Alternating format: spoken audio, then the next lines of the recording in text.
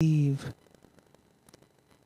blessed information that, when put into practice, has the capacity to transform us, to elevate our souls, to transform our lives. That is why we're here. Let us be open to at least one thing that we can put into practice for the purposes of evolution and transformation. And so with grateful hearts, we give thanks and ask for permission to start this work of tonight. So be it. So tonight we have Cintia, who's going to give us what sounds like is going to be an amazing topic. I don't know about you, but I want to hear some straight talk on manifestation of the thoughts. Not no crooked talk, but straight talk. All right, Cintia, bring the straight talk.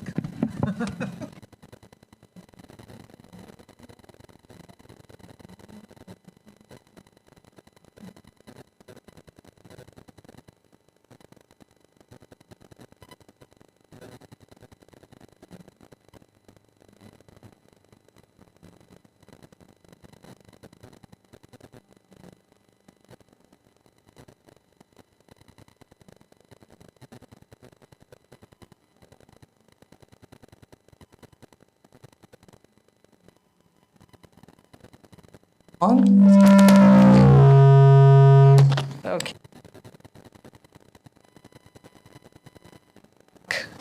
It's a straight talk, that's why. Okay. Let me tell you something. We are talking about manifestation, and you are here tonight. Let's pay attention to this, because this talk is about manifestation. Okay? So I know 100% of you think about this topic because you are here.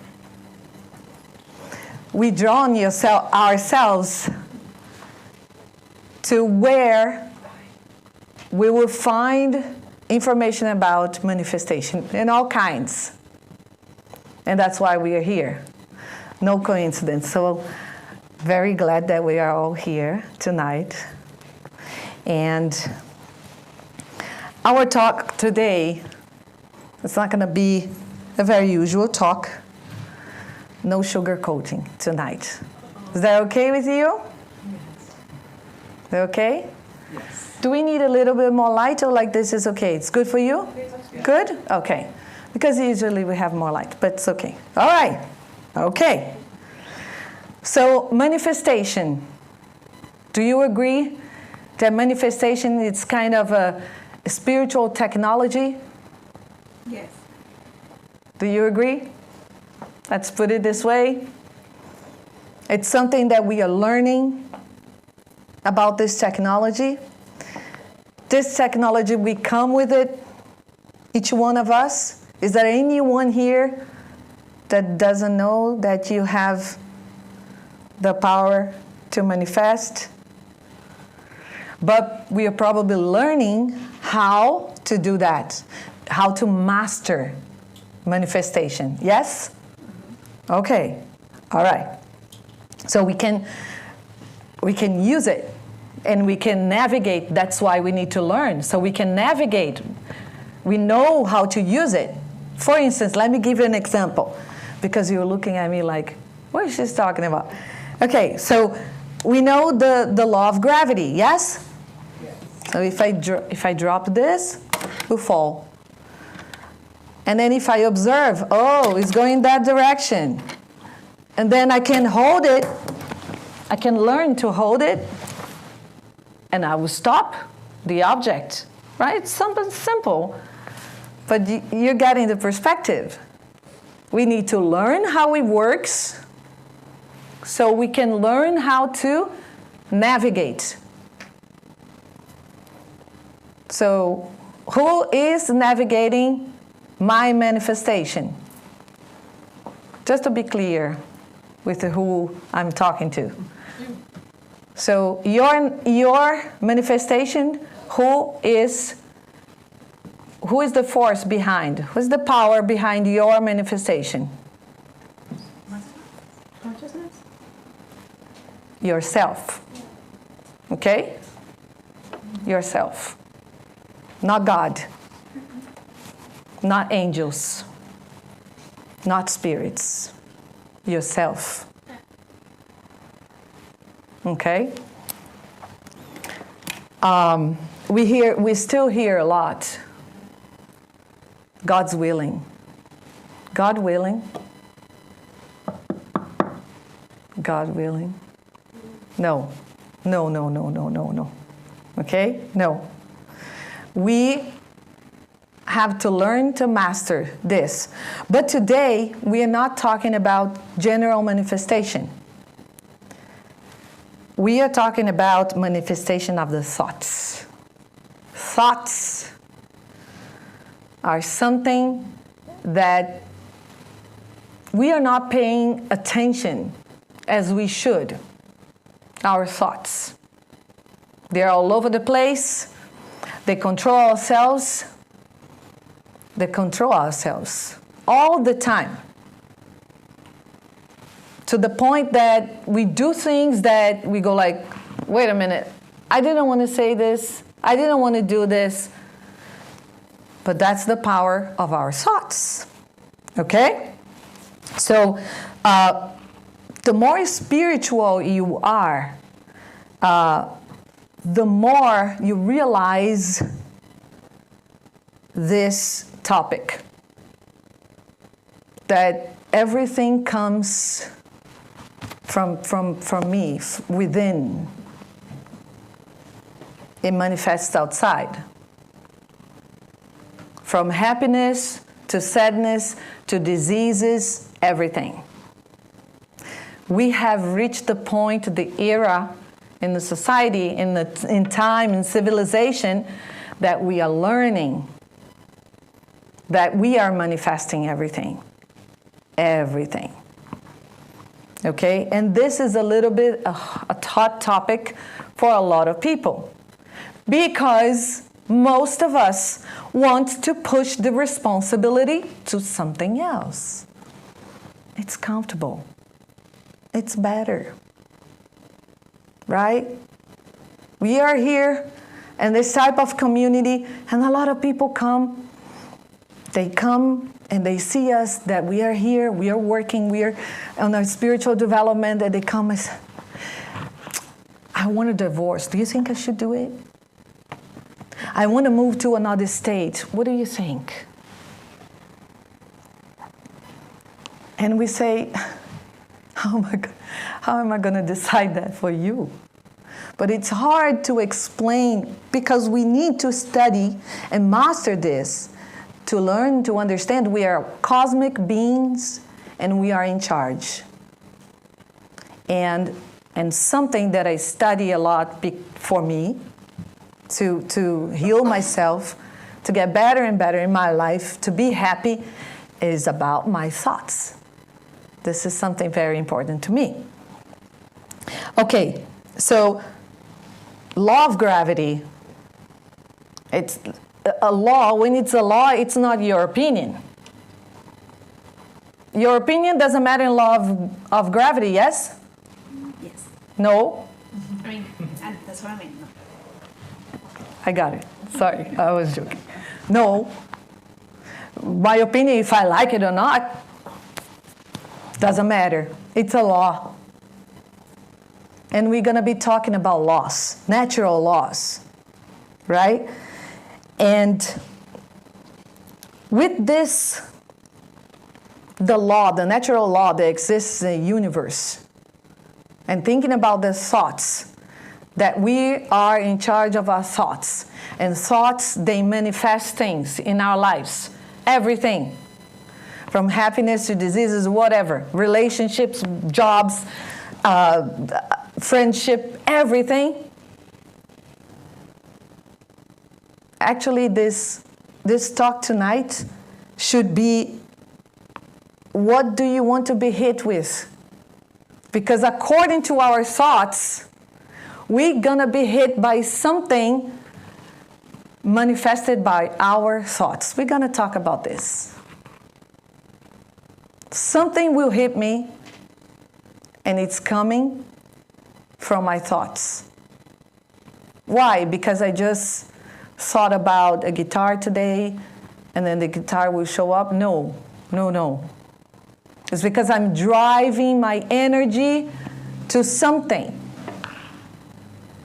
every day or most of the days of the week, for years, for decades. Do you know the story of, it's a joke, but it had happened, and not once, unfortunately, the lady that goes to the doctor and said, I have cancer. I know I do. And she does all the checkup and everything, and the doctor says, nothing. And the next year she goes, I know I have cancer now. And then she does all the checkup and everything, nothing. So 2 years, 5 years, 10 years, 27, 35 years, and then the doctor said, you have cancer.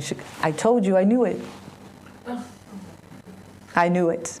There are people like this. Okay, we are talking about something extreme, okay, having cancer. Then you probably will say, oh, I don't think about that. Okay, but you think about other things that you are manifesting. And when it shows up in your life, when you get hit by this, what do you say? Why? Why me? Why this is happening? Yes? I was going to say that what you said about the cancer is not extreme. It's completely possible. No, yeah. There are a lot of people that think about this, but let's say that not a lot of people think about this, oh, I have cancer. But we think about other things, okay? So let's talk about this. So it doesn't matter what it is, good or bad. The thing is, your thoughts are manifesting right now in your life, and it's going to show up. It's just a matter of time. Okay, let's move on. I'm going to ask you later, what do you want to be hit with? Leonardo, can you click the next one? I can't from here. Yes.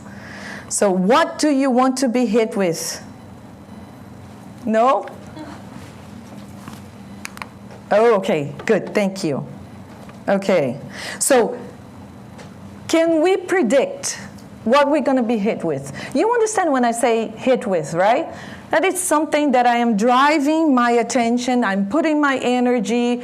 Let's say I am very a person that I feel myself like a victim. And a victim of, I don't know. I'm saying this because I've been a victim for years and years, and I'm still working to not go to that again, but I've been there, so I can talk about this. So I used to think, I am so good. I'm such a good person. Why this happens to me? Why this person did this to me? Because I'm so nice. I did all I could. And I did. But my thought was, I was a victim. Every time something was not going my way or someone didn't show appreciation, so I was thinking, I am a victim, okay? So every time I thought I was a victim, what I was doing, I was directing my energy to the victim vibrations and energies. And my thoughts were creating this type of situation and was attracting me to put myself in this type of situation. Actually, this is what I'm saying. Actually, Candace is the name of the scientist long time ago. It is in that movie, What the Bleep Do We Know? She found out that our cells, they get addicted to emotions. And then we put ourselves in situations, emotions that we get addicted to. So that's what I'm talking about. But I am here adding the portion of energy. So I am spending, investing, creating time and energy and seeing myself as a victim, and my whole being, not only my mental, my emotion, but my physical, my spirit, my astral body, my aura, everything will have a desire to be a victim. And you know what's going to happen? What's going to hit me? Situations that I will victimize myself. Yes, of course. I'm working on. Every time I felt like a victim in the past, I was like, oh, why this happened to me again? And why? So that time that I was spending on saying words, reaffirming, affirming, fitting my thoughts, fitting my emotions with that energy that was coming out of my mouth, going in through my ears, and then feeling myself with the emotions, all that. I was using that technology against me. And that's what we do on a daily basis. So there are things we are aware of, what do we want to be hit with, and things we are not aware. But we are aware. What is unconscious, it's very conscious because we carry with us every time, wherever we go. So what do I mean by we are aware? Some things we are aware of we're going to be hit with. For example, if you are aware that your body needs movement, your brain needs exercise, your emotion needs exercise, your whole body needs exercise, you are serious about exercise. You adjust and adapt. It doesn't mean that you're going to be an athlete. It doesn't mean that you're going to be super fit. It means that you're going to be aware that you need to do some kind of workout to give to your body the vitamins, to give to your body the movements, and the things that your body needs to be healthy. So what's going to hit you? Health, a healthy life. The other thing, we can be aware and know what's going to hit me when I am aware of my food. I know if I eat based on science, if I eat foods that are high in calorie, sugars, that's going to be horrible for my brain, my body, and all those kind of things we all know. Like processed sugar, a lot of high calorie fat, we know that, right? If it's too much, if there is no balance, what's going to hit me? It could hit me a lot of things, from depression to anxiety to, I don't know, a lot of diseases, a lot of things. So those are things I am aware of. And we are aware of a lot of things we are doing to ourselves that we know what's going to happen, don't we? Don't we? Yes, we do. Yes? Yes. Yes. Yes. And we still do. And we still do. Why? We still do. Why? Because we didn't learn our lesson. We need the pain. We are still electing pain as a teacher. There are things that we already know that cause me pain, and we are sick and tired of feeling pain, and we decided, no, I do not choose pain. I already know what's going to happen, so I'm going to do different.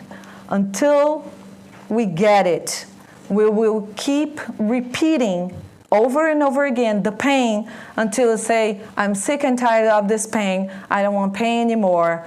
I'm going to do different this time. And that's why we come back and reincarnate. Because we need to repeat as many times. We are taking our time. It's our free will. we are taking our time. But next time, we don't know how it's going to be. Maybe we're going to be in a hood somewhere. I don't know, in the middle of the jungle. I don't know. But anyway, so we are adding energy. We are feeding that energy for the good things that we do and the not so good things that we do. Each one of us in here, I know we are aware of things that harm our emotions, our mental health, our physical body. I know. So what we need to do is to keep moving on, and don't try to beat yourself up. It's not going to help. You know it doesn't help, right? You know it doesn't help if you tell yourself you didn't do this today, you didn't have enough time, you didn't go to the gym, or you ate, your food was horrible today, or this. No. It's a matter of conscience, awareness. If we are not aware, we're going to keep doing. We will be doing over and over again. So even when we are joking, have you, I don't know if you have noticed that you make fun of yourself or you are sarcastic with yourself about things, but it is really true what you're saying. You try to make fun of yourself to make a situation less heavy, less deep, but then, yeah. So we will reach a point that we will stop joking with things that really hurt us and harm us. We will stop. Nobody can do that for us. Nobody will. Cannot. It's against the law. It's against the law. We know stories of people that have everything, and their life is miserable. So it's not a matter of money or material things. We know it's not that. Because science, through positive psychology, neuroscience, they have studied people in favelas in Brazil, very poor area in Brazil, and very rich areas in North America and Europe. And they have found people that are happy and miserable in the same area. So it's not a matter of money, of power, they have studied. They have made a map of people that are happy. It has nothing to do with material life. Okay, so enough of theory. Let's do some practice together. Yes? Okay. Okay, let's do this with our hands. Let's shake things up a little bit. So stick out your left hand. Stick out your left hand. We're going to look to our left hand like this. And we're going to say apple five times. Let's go. Apple, apple, apple, apple, apple. Again. Apple, apple, apple, apple, apple. Now stick the other hand. Which one is heavier? Okay. So now it's going to do, grab the right hand, and you're going to do this 3 times. Disintegrate, disintegrate, disintegrate. Try again. See which one is heavier or lighter. Is it more balanced? Yes. Is it more balanced? Or you need to do it again? Disintegrate, disintegrate, disintegrate. How does it feel? It's amazing. It's more balanced? Yeah. Yes? Yes. You want to do it again? Let's do it the other hand. Stick the right hand. Let's look at it 5 times. Apple, apple, apple, apple, apple. Again. Apple, apple, apple, apple, apple. Stick the other one. See which one is lighter? Now let's disintegrate. Disintegrate, disintegrate, disintegrate. Again, disintegrate, disintegrate. How does it feel? I needed to say it 5 5 times along with it. Okay. For some people, this is not news, but others, yes. In the spiritual dimension, thought is matter. Did I say that? No. The spirits, they came back to tell us. Thought is matter. I remember one day I had a dream, a very vivid dream, that I was, usually when before I fall asleep, I do my mentalization, my prayers, and then I always ask to go study something, a topic, forgiveness, love. I always ask before I fall asleep because I know that my soul will detach from my body, and we go to whatever I drive my thoughts and I ask or I want to go.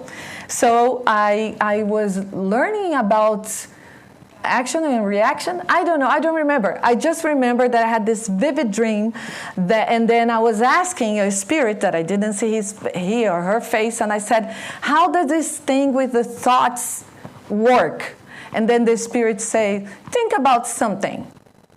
And I thought about a person in Africa with no shoes, just pants. And immediately, before I finished my thought, the person was right there. And then the spirit told me, that's how it works. And I do believe. I do believe. Because that's how it is. And science it's going in that direction. Especially quantum physics. So the spirits, they say that thought is matter in the spiritual dimension, in the spiritual realm. If we were clairvoyant, we would be able to see an apple in our hand. We'll be able to.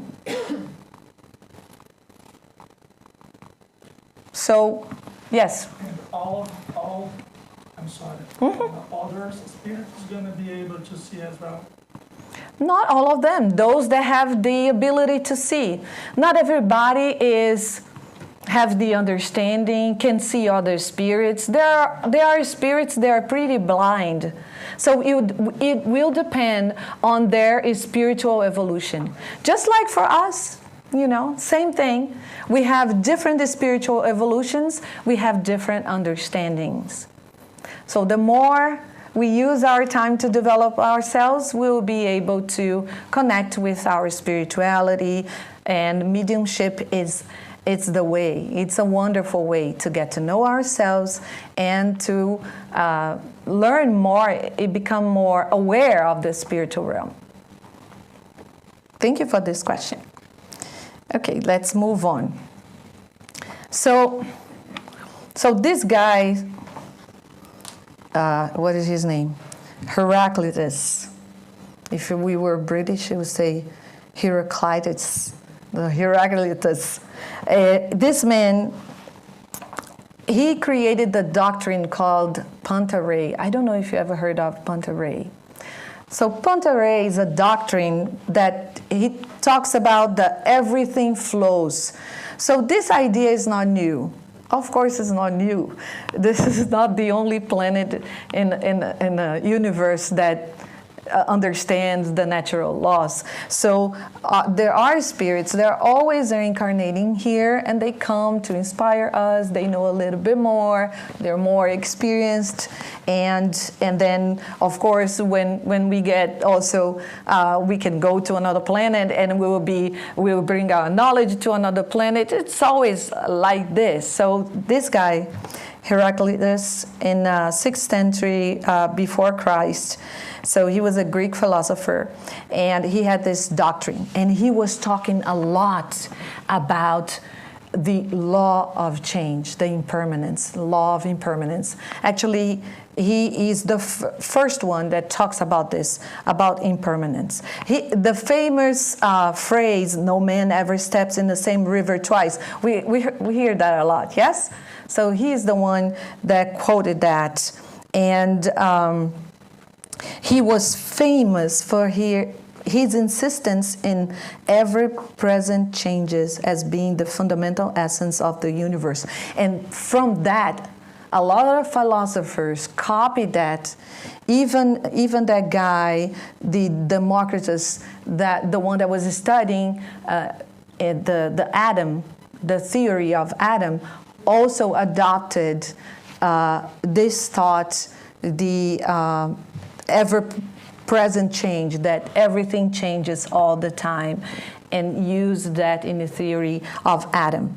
So many adopted this concept actually, and they started to say, so long time ago,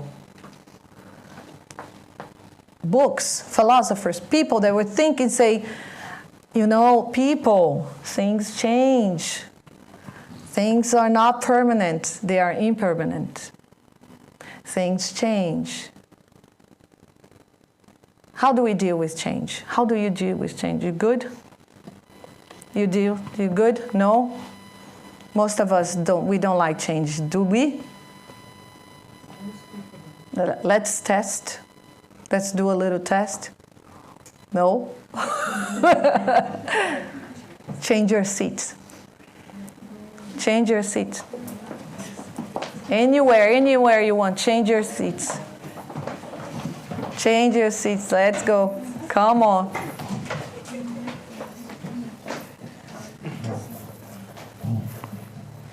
Check with yourself. How did you feel? Did you like to change your seats, or it was like, no, right? No, because you were so comfortable. Nah. You took me from my comfy zone. Yes? That's what we are. So it goes from micro to macro. So we are very predictable. We are so predictable. I tell myself all the time, Cintia, you are so predictable. Not in a good way. Not in a good way. So change is hard, but we never pay attention to this. We don't want to think about this. We don't care. No, it's not going to happen to me. It happens to everyone. And then when it happens to me, why? Why me? Why happened? Why? Because that's a law. The impermanence. It's a law of impermanence. It's a law. Things will change. They are changing right now. We are sitting quiet here, but then, you know, the cells and everything in our bodies changing, our hair, our skin, everything is changing, and it changes. Okay, why are we talking about this? Oh, and then Buddha also was talking about changes. Nothing is forever, and hence everything is continuously changing. So, enough of changes. So let's talk about impermanence and equanimity. What is that equanimity? Right? So impermanence is reality of constant change. Things are constantly changing. Okay, we know that. Equanimity, non-reactive observation of sensation with the understanding of impermanence. Okay, let's translate that.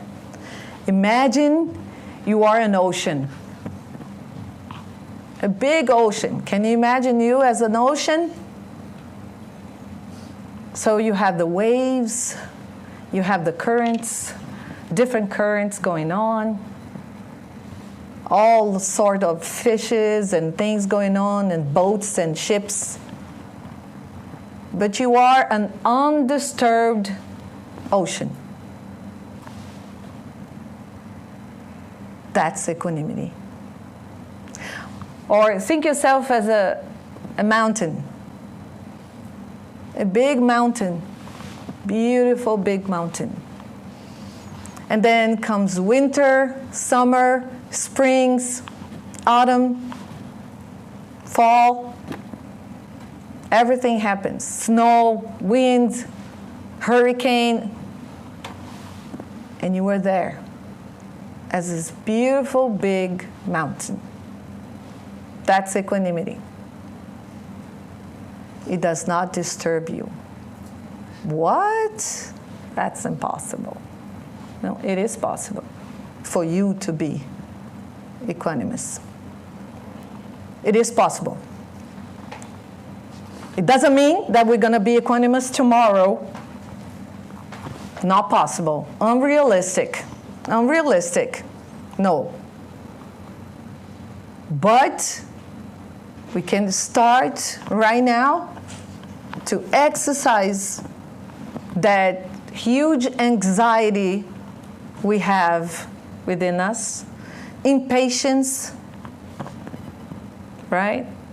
The addiction to be in control of things, of people, the addiction to be on top of everything, the best of everything, to know everything, to be at everywhere all the time, to read all the books and the magazines and the stories and to know everything that is going on in social media.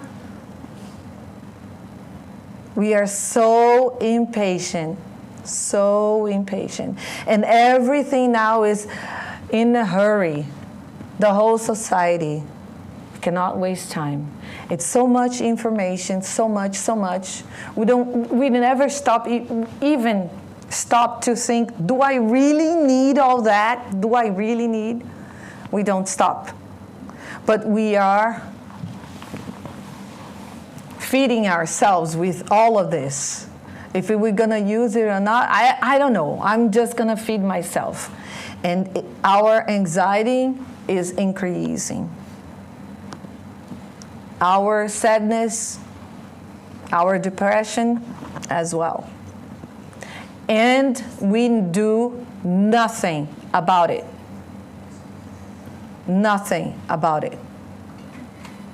Who is multitasking here? Multitask. I would say it's almost the number one enemy of equanimity. Your brain can't deal with more than one thing at a time. That's science. I didn't say that. You can only feel one feeling at a time. But sometimes you feel, oh, I am angry and afraid. No. One feeling at a time. You can do one thing at a time. So when you're saying we're not really multitasking, we're inefficiently serially unitasking. Yes. Okay. I've been there. Oh, I loved it. I was so proud. Oh, I am multitask. I'm so proud. And then I studied about this. And I'm like, well, I have to stop this. It's not good for me. It's creating anxiety. What about if someone is trying to hurry you and then your ego show to them how good you are? But then you're miserable at the end of the day. You are anxious. You become this person that you have no peace. So you have everything and have no peace. Oh, that's wonderful. That's horrible. But because the whole world is like this, we say, that's the way we live now. No. Because that will create what? The apple. Something will hit me. I am feeding my anxiety. I am feeding my fears. I am feeding, nurturing all my depression, my sadness, something is going to happen. So, let's talk about this. Non-reactive observation of sensation with the understanding of impermanence. What does that mean? I can give you an example when we are meditating. I'm sure all of you have tried to meditate. And what happens? What happens if we try to meditate right now? Thoughts. What else? Body itching, uncomfortable position, pain in the back, pain, whatever. Numbness. Something will happen, right? And then we are at ease, we are in peace, or how we are. No, we are miserable. This is not for me. I need to go. Right? Because we have zero patience and zero understanding of impermanence. If we understand, we observe our body, that's during the meditation, and we say, it's going to fade away. And it does. Right? So, as I said about the mountain and about the ocean, a lot of things is going on, but the ocean is undisturbed. The ocean is the ocean, right? And if everything is continuously changing, if we understood that, that would give us more peace, patience, but we never pay attention to. When we want something now. We want it to happen now. Even with the good things, have you paid attention? When you do something that you want, what happens? You want that to happen again. Yes? And then you create what? Anxiety. Why in the future? Because I want that to happen again. So I want to see someone, and you have no peace. Because that creates an anxiety. You want to see that person. So when you are sad, you create all sorts of problems and troubles in your mind. And when you are happy, too, you create all problems of all sorts. Because you create anxiety, you create impatience, you create intolerance, and all sorts of things. So impermanence is a law. It's the reality of constant change.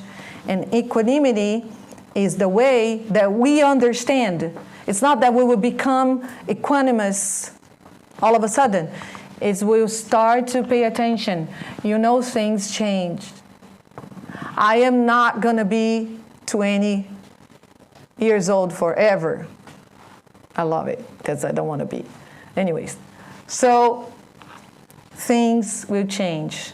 A lot of people get depressed in different ages, and we have studies about this. And because people do not embrace changes, the changes, that we will all go through changes. Okay, so energy flows where attention goes. Have you ever heard this? Who said that? I tell you, it was that guy that wrote that book, Prophecy, Celestine Prophecy. Yes, this guy, energy flows where attention goes. So what is going to hit you next caused by the manifestation of your thoughts? I'm sure your thought already, your mind gave you the answer of this. I'm sure. And that's the thing I want, the idea I want you to take with you. What's gonna hit me next? Because you know what you are creating. You know what you are paying attention. You know where your energy is flowing. The Panta Ray, where everything flows. So your energy is flowing towards a few areas of your life or topics or people. Be mindful about that. Do not criticize yourself. Remember your humanity. You are human. We are human. There is nothing to be ashamed of. We need to understand the laws, how the laws work, how this technology works, so can work for ourselves and not against ourselves.